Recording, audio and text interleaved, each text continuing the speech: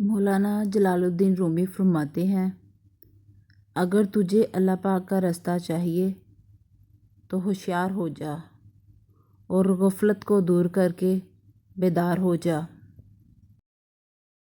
ایک ساتھ دو پرندے باندھے، اگرچہ اب ان کے 4 پر ہیں، تب بھی وہ اڑ نہیں سکیں گے۔ جب تو نے مرشد کی ذات کو قبول کر لیا تو اس سے اللہ تعالیٰ بھی مل گیا اور رسول صلی اللہ علیہ وسلم بھی۔ قید میں کیوں رہتے ہو جب دروازہ مکمل کھلا ہوا ہے؟ خوف کی سوچ کی الجھن سے باہر نکلو۔ حرم میں داخل ہونے کا دروازہ تمہارے اندر ہے۔ انسان وہی ہے جو اپنے خالق کو پہچان لے۔ بہت سے انسان شکل میں انسان ہیں، لیکن ان میں انسانیت بالکل نہیں ہے۔ پیر کامل اللہ تعالیٰ کا سایہ ہوتے ہیں، گویا پیر کا دیدار خدا کا دیدار ہے۔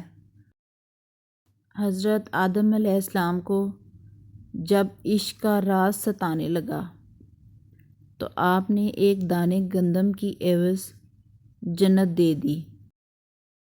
عشق آیا تو عقل بیچاری بیکار ہو گئی۔ سورج نکلا تو شمع کی کوئی حقیقت نہ رہی۔ صبر کرو، چاہے ہر دروازہ بند ہی کیوں نہ ہو۔ عشق ایک جام ہے جسے پینے والے کو اس کا ظرف دے کر پلایا جاتا ہے۔ درویشوں کے علاوہ دنیا کے باقی لوگ بچوں کی مانند ہیں جو دنیا کے کھیل میں مگن ہیں۔ عقلیں اللہ تعالیٰ کا بہترین عطیہ ہے اور اس کی راہ میں صرف خرچ ہونی چاہیے۔